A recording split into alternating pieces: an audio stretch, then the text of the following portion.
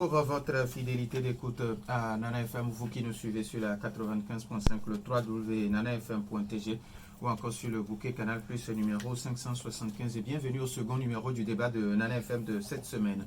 Le gouvernement togolais en conseil des ministres a plafonné depuis le 5 janvier 2022 la caution et la garantie du bail d'habitation à 6 mois de loyer, mettant ainsi fin à une spéculation qui a en cours dans le secteur du logement. Un projet de décret a été adopté à cet effet plus d'une année après. Quelle est la situation sur le terrain? C'est l'interrogation qui est la nôtre ce matin. Pour en parler, nous recevons sur notre plateau Noumo Kokou Martial. Il est responsable de Digital Group Immobilier. Il est formateur chargé de communication de l'association togolaise des agents immobiliers. Monsieur Noumo, bonjour. Bonjour, M. Norbert. Merci d'être là pour répondre aux questions de nos auditeurs. Tout le plaisir est pour moi. Les auditeurs, vous avez donc la possibilité d'intervenir dans ce débat sur nos deux numéros à partir de 7h35 minutes, 91 09 71 71 ou le 96 61 58 58 avec Stan Teko à la mise en onde. Je m'appelle Norbert Djouhadji. Une fois encore, merci pour votre fidélité d'écoute, monsieur Noumo. Merci pour votre disponibilité. Je le disais dans mes mots introductifs, le gouvernement togolais en conseil des ministres a plafonné depuis le 5 janvier 2022 la caution et la garantie de bail d'habitation à 6 mois de loyer, mettant ainsi fin un peu à la spéculation dans le domaine du loyer dans notre pays. Plus d'une année après, vous êtes agent immobilier. Quelle est la situation sur le terrain? Alors, je dis bonjour d'abord à nos fidèles auditeurs et aux fidèles auditrices de Nana FM. Alors, je pense qu'aujourd'hui, ça fait, nous sommes au mois de mai, ça fait exactement 16 mois que ce décret de loi, qui est donc le décret numéro 2022-001-PR, portant réglementation de la caution de la garantie de loyer du bail d'habitation au Togo. Alors, la situation sur le terrain, je pense que les avis sont un peu mitigés. Vous savez, le problème, il était là. Il était là, crucial, et puis tout le monde se plaignait. Et je pense que c'était donc une très bonne nouvelle que nous apprenons ainsi et que nous avons donc constaté avec ce décret de loi que le problème donc a trouvé satisfaction. Et là, sur le terrain, les propriétaires de maisons pensent que c'est une loi dirigée contre eux. Et là, nous allons leur expliquer que c'est plutôt une loi qui va à leur avantage. De toutes les façons, c'est une loi qui protège les deux parties pour donc limiter un peu les contentieux devant donc nos tribunaux. Vous savez, pour bénéficier d'un logement ici chez nous au Togo, il faudra débourser, dans un passé récent encore, minimum 1 an, et c'est non négociable si vous n'avez pas 12 mois d'avance et de caution à déposer à un propriétaire de maison, vous ne pouvez pas bénéficier d'un logement. Alors, nous, pour des personnes d'une certaine classe donnée, le problème ne se pose pas. Mais prenons par exemple un jeune qui a commencé déjà la vie active et qui a déjà un premier salaire, je pense, même si cela se limite donc au SMIC, est-ce que ce jeune-là pourra s'offrir un logement, même si c'est juste un studio en ville aujourd'hui, le minimum c'est entre 25 et 30 000 francs CFA. Alors déduisons donc 25 000 francs CFA, un studio d'ailleurs, d'un SMIC, d'un jeune, et il sera obligé de cotiser, d'épargner 12 mois de ces 25 000 francs-là, c'est-à-dire 300 000 francs, avant de pouvoir donc se trouver un logement à Lomé ou dans le Togo. Donc le problème se pose. Alors, face à ça, le gouvernement a dit il faudra alors qu'on réglemente cela. Parce qu'il vient de commencer, il prend son peut-être premier salaire, peut-être 50, 70 000 francs, mais 50 000 francs, comment est-ce qu'il pourra s'en sortir? Comment il fera pour pouvoir réunir 300 000 francs, aller déposer d'abord comme caution et avance, avant de pouvoir emménager et commencer à payer la mensualité? C'était quasiment impossible pour la majorité donc, des jeunes qui ont commencé la vie active. Pas seulement les jeunes, quand vous dites. Oui, j'en viens. En ce qui concerne maintenant les étudiants, là, on commence avec un jeune qui commence la vie active. C'est difficile pour lui. Qu'en serait-il donc pour les étudiants? Ça veut dire que se trouver donc un logement décent, ça pose énormément de problèmes. Oui, vous voulez donc parler donc d'autres personnes, n'est-ce pas? Bien sûr. Même ceux qui font déjà 5 ans, 10 ans au boulot, absolument, avec un SMIC de 32 000. Absolument. Donc le problème, il était là, crucial. Et je pense que nous allons remercier ceux-là qui ont introduit ce projet de loi Et nous avons fait des investigations, vous savez, il faut toujours fouiller pour savoir comment est-ce qu'on est parti jusqu'à arriver à ce stade-là. Et nous nous sommes rendus compte qu'il y a donc eu un mouvement d'accord politique de notre nouveau départ. Donc nous saluons donc à sa tête M. Marcel Sow, qui a donc introduit ce projet de loi. Vous voyez, voilà des initiatives qui corrigent des problèmes qui existaient il y a longtemps dans le pays. Maintenant, face à la mise en application, puisque c'était là votre question. Aujourd'hui, vous savez, on a expliqué, l'Association togolaise des agents immobiliers a expliqué de long en large. Nous avons fait des séances de communication, de sensibilisation, d'information, même des formations gratuites. Nous avons organisé à l'encontre des propriétaires de maisons au niveau donc de notre siège. Alors, qu'est-ce que nous avons constaté? Alors, les propriétaires de maisons sont réticents. Ils se disent, si vous limitez et la garantie et la caution à 6 mois, comment nous allons faire pour amortir les crédits que nous avons donc contractés pour pouvoir investir dans notre construction? Et on leur explique qu'en réalité, les avances et cautions que vous preniez, même 10 mois, 12 mois, qu'on le veut ou pas, ce n'est pas une somme qui est destinée à vos poches. C'est juste pour mettre ça de côté pour que lorsque le locataire se trouverait en difficulté, il pourra donc épuiser dans ça. Donc en réalité, ce n'est pas de l'argent que vous devriez empocher. À supposer par exemple que quelqu'un prend aujourd'hui une piole et peut-être dans un mois, il a eu obligation de pouvoir quitter le pays ou bien de voyager. Donc, vous serez obligé de lui retourner alors ce qu'il a déposé auprès de vous. Et beaucoup de propriétaires n'arrivent pas, lorsque le locataire se sent prêt à partir, ils n'arrivent pas à leur rétrocéder, à leur retourner les avances et cautions. Alors, cela aussi crée donc des différends. Alors, maintenant, ce qui est important à savoir, ce décret de loi qui a été signé donc le 5 janvier 2022, vous l'avez rappelé tout à l'heure, par le président de la République, par Madame le Premier ministre, par le ministre du Commerce et de l'Industrie, par le ministre de l'Urbanisme, par également le ministre des Finances, vous voyez. Donc, ce décret de loi est assorti d'un contrat type de bail d'habitation. Vous savez, le débat, ce n'est pas au niveau des locations des espaces de commerce. Ce n'est pas des boutiques, ce n'est pas des bureaux. Ici, le décret de loi a été clair. Ça porte sur le contrat de bail d'habitation. Et dans le contrat type que nous avons et que nous mettons déjà en application depuis, au niveau donc de l'Association togolaise des agents immobiliers, il y a 2 articles qui font débat. Il y a l'article numéro 8 qui parle donc de caution, qui dit exactement ceci. Une caution d'un montant correspondant à 1 mois, 2 mois, 3 mois de loyer, c'est-à-dire, vous n'êtes pas obligé systématiquement de réclamer les 3 mois. Vous pouvez prendre 1 mois comme caution, ou 2 mois comme caution, mais maximum 3 mois, pas plus. Donc, une caution d'un montant correspondant à 1 mois, 2 mois, voire 3 mois de loyer, soit la somme à laquelle donc comment on appelle, le logement a été donc défini, est versé par le preneur à la signature du présent contrat de bail. Ce n'est pas tout. Cet article 8 continue et dit ceci. Cette caution sera restituée au preneur en fin de contrat 1 mois après le départ du preneur, lorsque celui-ci aura satisfait à toutes les obligations de fin de bail, notamment toutes les réparations locatives et à effectuer en comparaison avec l'état des lieux à l'entrée.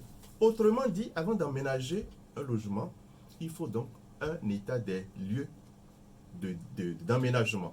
C'est-à-dire, vous faites l'état des lieux, alors quelles sont donc les installations qui sont donc sur le logement, quel est l'état donc de ces installations et tout. Et il y a donc, comment on appelle, des notes qui sont prises par rapport à ça.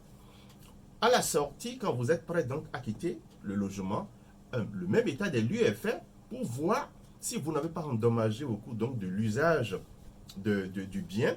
si vous n'avez pas endommagé certaines choses, et vous remettez dans l'état initial. Alors, maintenant, est-ce que le contrat type là que vous avez, est-ce que ce contrat type aujourd'hui est respecté? Bien sûr, c'est respecté par une frange des spécialistes de l'immobilier.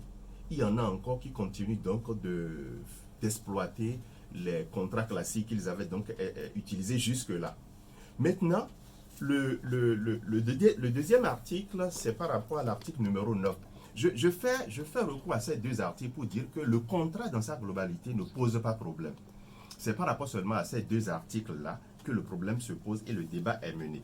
Et c'est l'article 9 qui précise beaucoup plus un certain nombre de choses qui convient donc de garder. L'article 9 dit ceci, garantie de loyer. Une garantie de loyer d'un montant correspondant 1 mois, 2 mois, 3 mois, voire 3 mois de loyer, soit la somme donc qui sera définie avec le propriétaire, le preneur, est versée donc par le preneur à la signature du présent contrat. Cette garantie sera restituée au preneur en fin de contrat après le départ du preneur, lorsque celui-ci aura satisfait à toutes les obligations de fin de bail, notamment les arriérés de loyer, le dépôt donc de la garantie entre les mains du bailleur ne produit pas d'intérêt au bénéfice du locataire. C'est-à-dire, quand nous prenons par exemple la caution, lorsque vous gardez la caution du, du locataire au-delà de 1 mois, la caution commence à produire des intérêts. Autrement, pour vous dire que vous devez tout faire pour restituer. Quand le preneur vous remet les clés, 30 jours plus tard, vous devez lui restituer l'intégralité donc de sa caution. S'il satisfait, il respecte donc les réparations qui ont été donc les dommages qui ont été orchestrés donc sur le bâtiment. S'il réparait tout ça là, 1 mois plus tard, vous devez pouvoir lui retourner l'intégralité donc de sa caution. Si vous ne le faites pas, 1 mois après juste, ça commence par donc produire des intérêts. Pour obliger les propriétaires que quand vous percevez les cautions et garanties, alors lorsque le preneur est prêt à partir, il faut lui consolider donc sa garantie et également ses cautions et le remettre. Alors on verra si tout à l'heure si ce contrat est respecté. Donc nos auditeurs auront donc la possibilité dans 5 minutes à contribuer à ce débat. Alors que fait votre association surtout dans ce cadre pour ramener les propriétaires qui pour le moment n'ont pas envie d'appliquer ce contrat type du gouvernement? C'est vrai, je pense, a priori, ils sont réticents pour la majorité. Ils ne veulent pas du tout céder, ils sont tellement fermés. Et la première des choses que nous faisons, nous engageons donc une discussion, nous engageons donc des séances de sensibilisation et nous invitons ceux avec qui nous sommes en contrat à venir donc suivre des séances de sensibilisation, de communication et de formation à notre siège. Et il y en a qui sont suffisamment édifiés et qui se rendent finalement compte que le contrat les protège beaucoup plus. Ce contrat aujourd'hui donne la force au propriétaire de faire partie en moins d'une semaine un locataire de chez lui. Or, avant, ce n'était pas le cas. Il faudra observer. Malgré les arriérés, peut-être que le locataire vous doit, vous devez lui accorder encore 3 mois. Alors que ce nouveau type contrat, ce contrat type aujourd'hui permet au propriétaire de facilement constituer ce qu'on appelle donc la grosse avec donc les spécialistes, donc soit les huissiers et tout, et facilement vous allez faire sortir la personne. La loi ne protège plus celui-là à rester indéfiniment dans votre à occuper donc votre piole. Vous voyez, donc voilà un peu les actions que nous avons eu déjà à mener.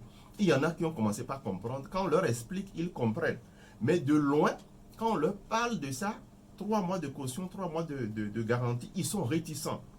Vous voyez, et c'est ceux qui sont seulement ouverts et qui reçoivent l'information avec et qui ont des chances, qui comprennent et qui rapidement prennent les dispositions pour se conformer. Alors, le gouvernement togolais, en Conseil des ministres, a plafonné depuis le 5 janvier 2022 la caution et la garantie de bail d'habitation à 6 mois de loyer, mettant ainsi fin à la spéculation en cours dans le secteur du loyer. Plus d'une année après, quelle est la situation sur le terrain? Les auditeurs, vous avez maintenant la possibilité sur nos deux numéros 91 09 71 71 ou le 96 61 58 58 après la courte pause.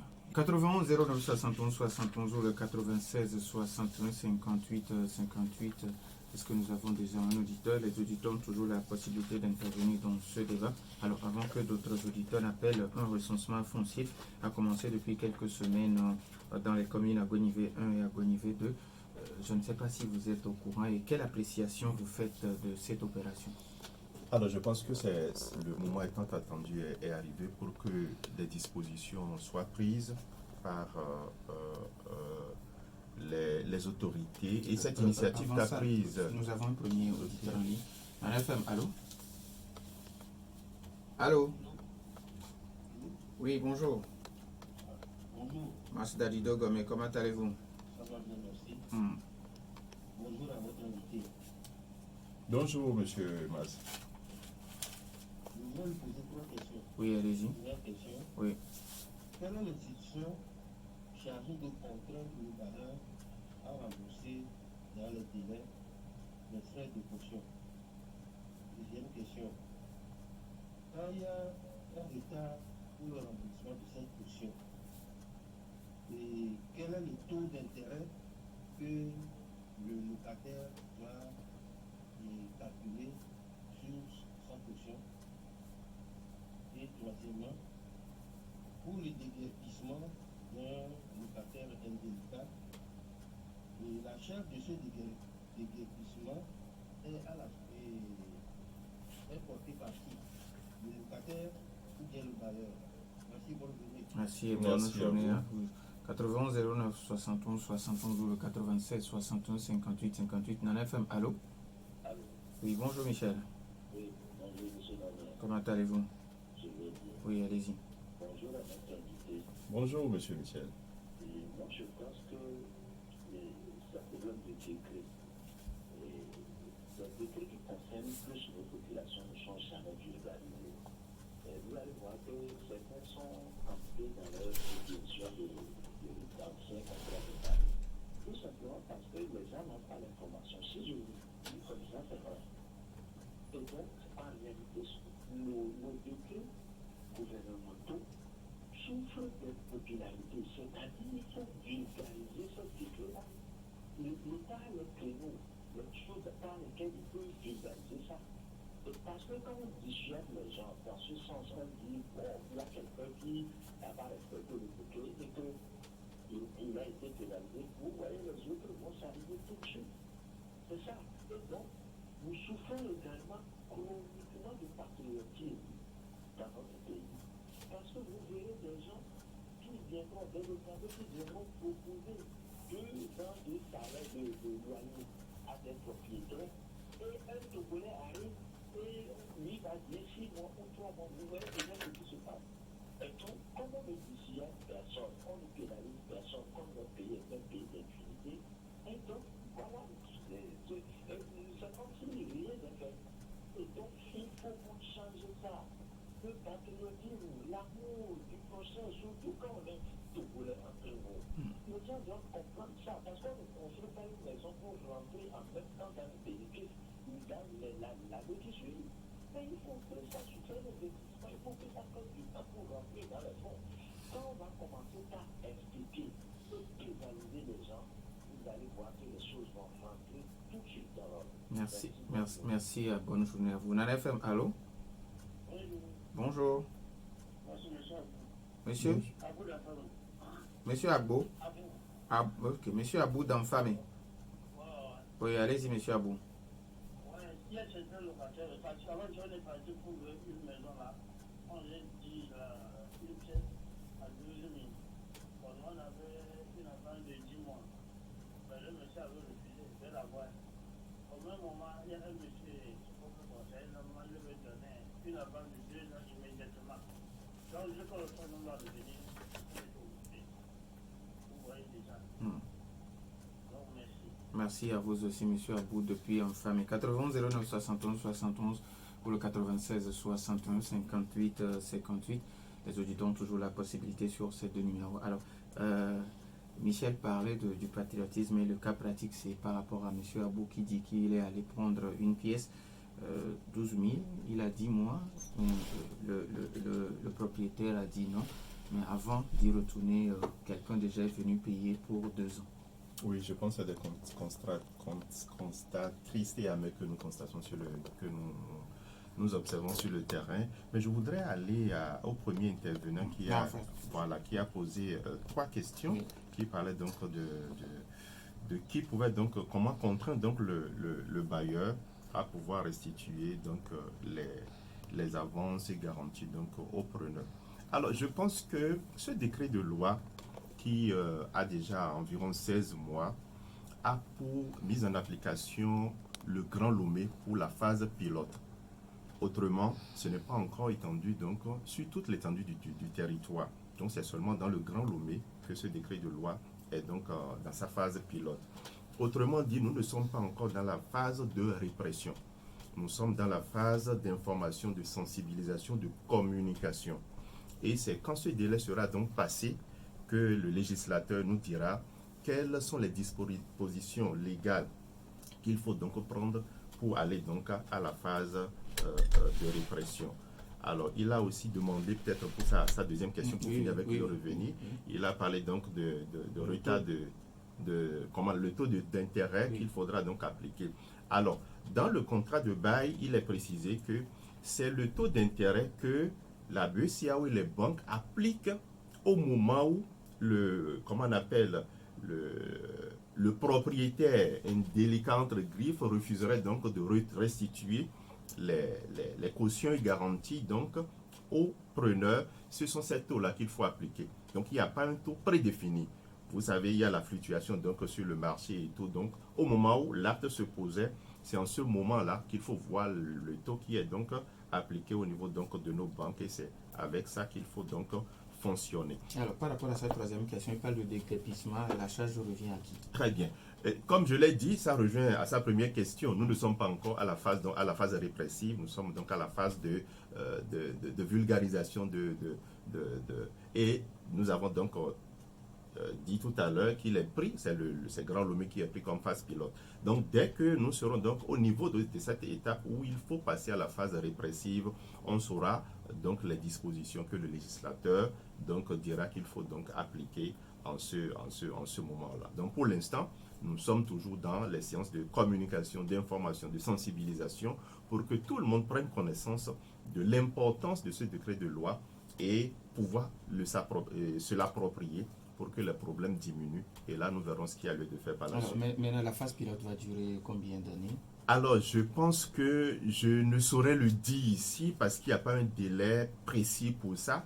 Mais tout ce que je sais, c'est que la phase pilote est en train donc de montrer ses preuves, ses insuffisances et ce qu'il faut faire en tout. Et je fais déjà allusion à celui qui dit bon, que les décrets ne sont souvent pas très bien, l'accompagnement ou la mise en application ou la vulgarisation donc ne sont souvent pas ce que ça devrait être. Non, je pense que nous sommes déjà presque à la fin, s'il faut le dire, de la phase pilote. Et je pense que d'ici à là, donc l'État, le gouvernement et le législateur, ils prendront des dispositions qui s'imposent.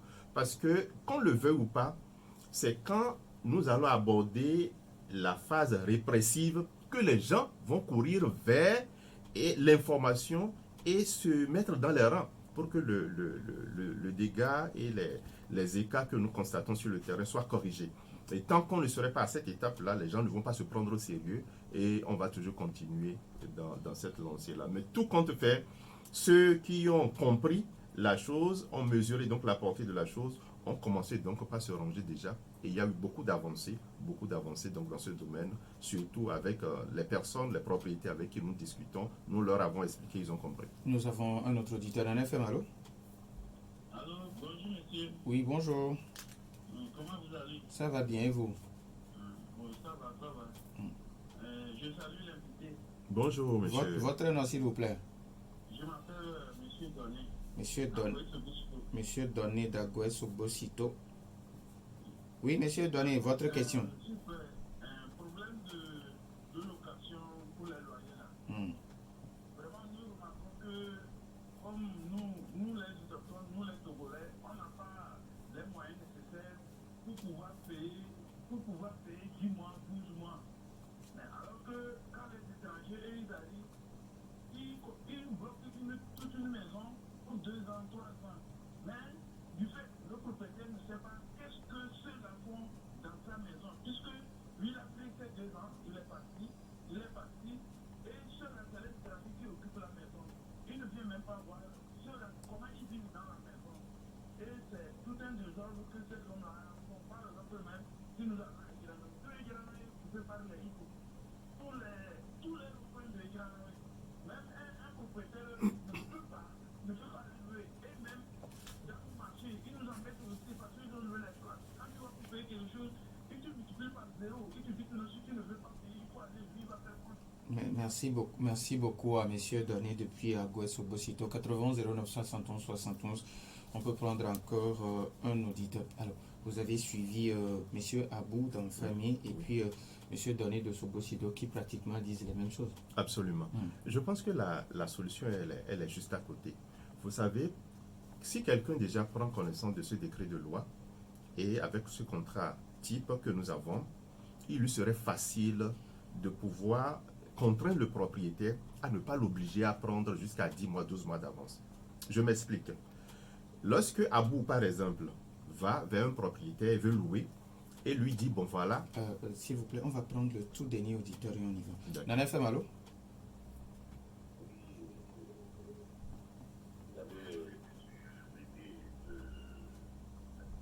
Monsieur René. Oui, René Dadido Gomé, oui. Vous voulez parler un peu plus fort, s'il vous plaît?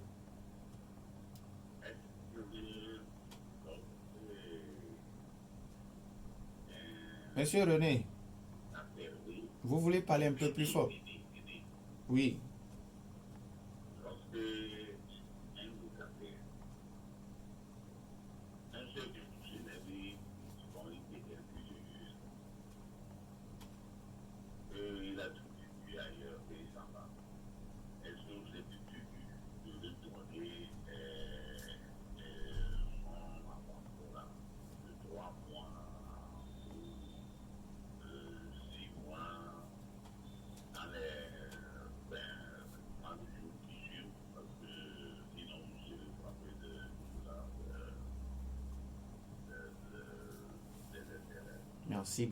Merci beaucoup. J'ai compris sa question. Oui.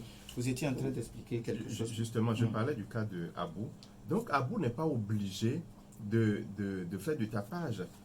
Qu'est-ce qu'il fait? Qu'est-ce qu'il fait pour pouvoir s'en sortir? Abou accepte de payer les 10 mois. D'accord? Maintenant, il prend le reçu que le propriétaire lui aura signé contre les 10 mois payés et il va porter plainte. C'est aussi simple que ça. Vous voyez, avec le contrat de type de bail et les articles 9 et 8 et beaucoup plus le contrat type de bail qui limite la caution et la garantie à 3 mois, il va porter plainte. Et facilement, on interpelle le propriétaire pour dire attention, vous avez violé ce décret de loi qui est mis en application. C'est aussi simple que ça. Et le propriétaire sera obligé de lui retrocéder l'excès des 4 mois qu'il a pris et va seulement prendre les 3 mois de caution. 3 mois. C'est aussi simple, c'est pas compliqué. Il accepte parce qu'il doit exhiber une preuve là-bas que réellement on m'a obligé, on m'a contraint de payer 10 mois, 12 mois. Alors que le décret de loi parle de 3 mois. Donc voilà, ça lui servira donc de preuve. Alors, il y a le dernier intervenant qui disait tout à l'heure... Le locataire veut partir. Justement, si le locataire veut partir, il vous avertit aussi à l'avance, 3 mois à l'avance. Pourquoi est-ce que, si on ne l'explique pas, c'est vrai que le temps ne nous permettra pas d'aller dans les détails, il faudra peut-être une autre émission. Pourquoi est-ce que l'État a fixé 3 mois de garantie et 3 mois donc de caution?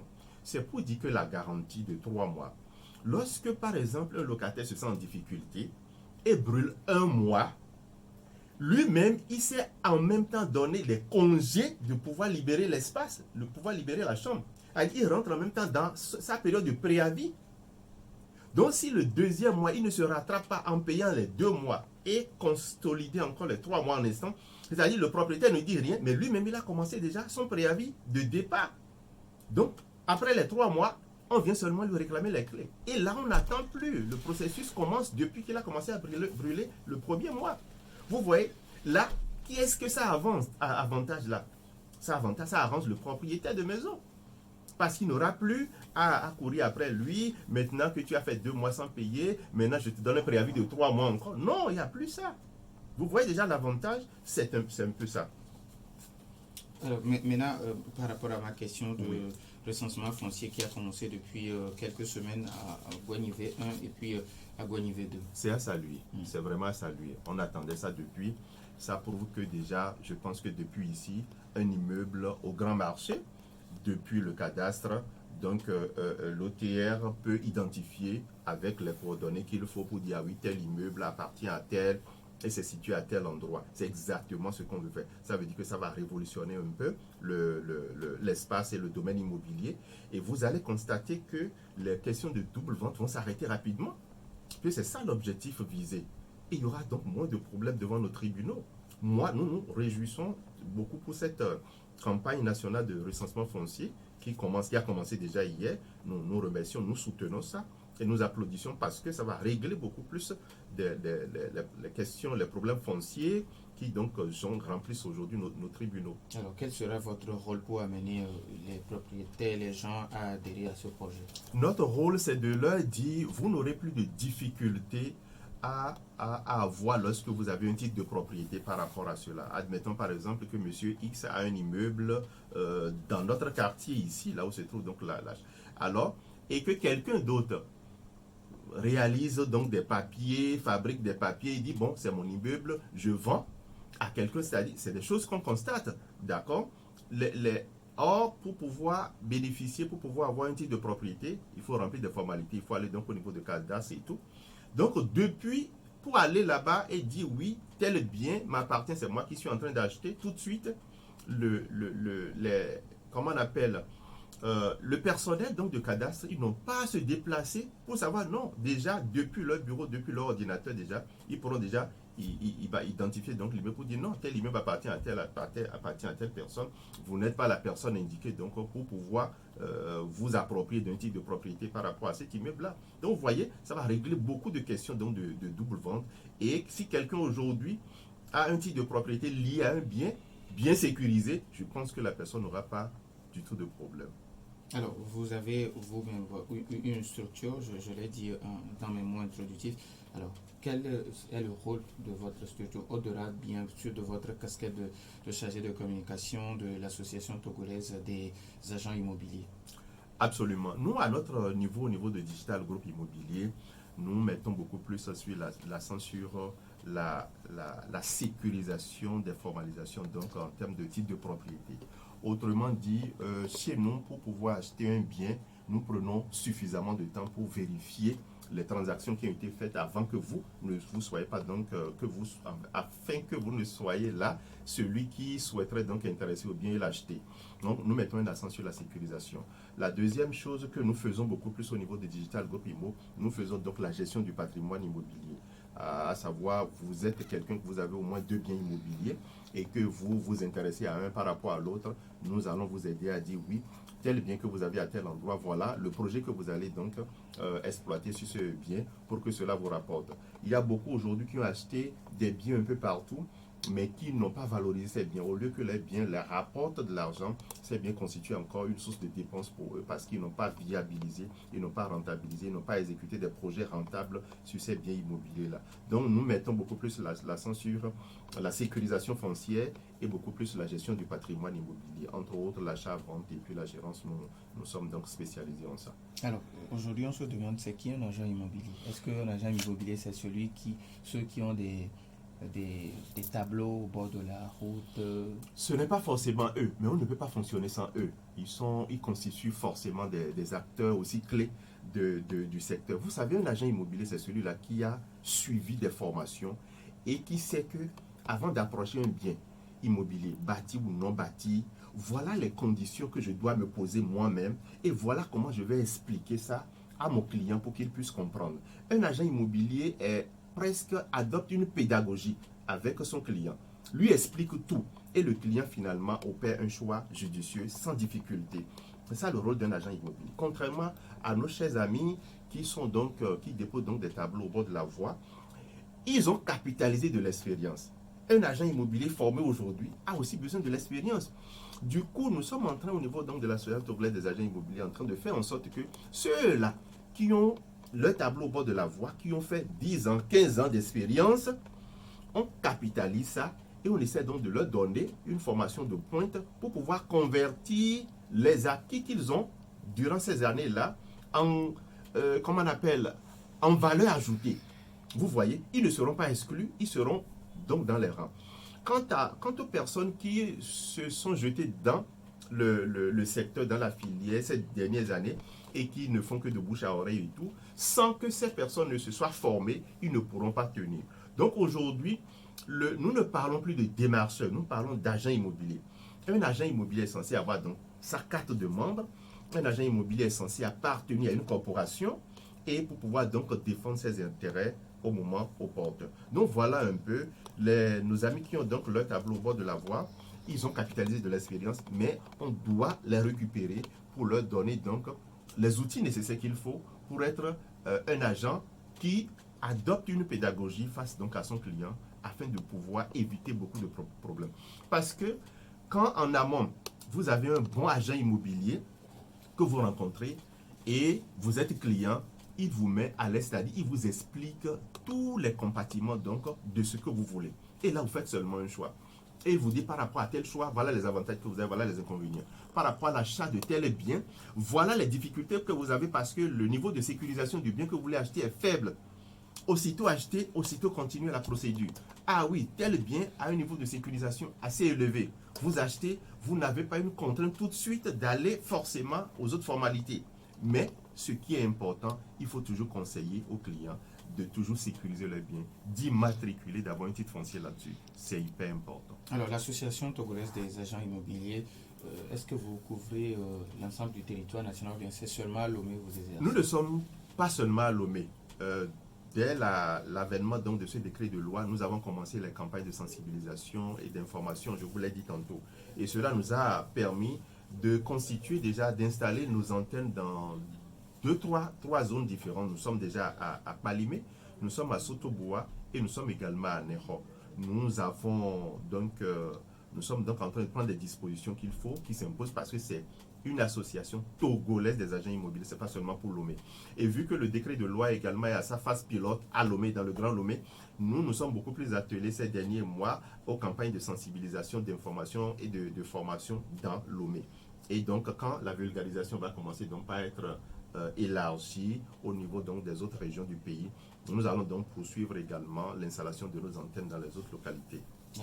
Il nous reste pratiquement une minute. Si peut-être vous avez un message à l'endroit de notre population, surtout par rapport à ce décret dont nous avons parlé. Alors, un message annoncé par rapport à ce décret de loi. Je remercie ce mouvement politique, Nouveau Départ, à sa tête M. Marcel Sow, qui a introduit ce décret de loi parce que c'est un problème criard de la société. Et nous souhaiterions que des initiatives comme ça soient prises par des mouvements, des associations. Au lieu que les gens restent là à dénoncer, il faut initier des actions comme ça qui vont corriger des problèmes de société qui existent. Il n'y a pas que ça. Il y a beaucoup d'autres secteurs aussi où ces problèmes existent. Il faut que les gens se constituent et introduisent des projets de loi du genre pour que des problèmes récurrents de notre société soient réglés. Ainsi, comme ça, nous sommes donc en train d'œuvrer pour le développement tant voulu. Le développement, ça ne partira pas de quelque part, donc ça partira donc de nous-mêmes. Donc des initiatives comme ça, je remercie sincèrement ce mouvement donc politique Nouveau Départ. Nous ne sommes pas politiques ici, nous sommes donc en train de parler donc de l'immobilier et tout, mais c'est une action louable qui mérite donc d'être saluée. Et nous voudrions quand même qu'il y ait beaucoup plus d'autres mouvements qui initient de ces genres de projets pour pouvoir donc corriger tant soit peu les difficultés, les problèmes liés à notre société et pour que le développement soit un développement collectif partagé. Merci à vous, monsieur Martial, le nom chargé de communication de l'association togolaise des agents immobiliers. Merci également à vous, chers auditeurs, pour votre fidélité d'écoute à cette émission. Merci également à Stan Teko pour la mise en onde. Je suis Norbert Djouadi. Bonne suite de nos programmes.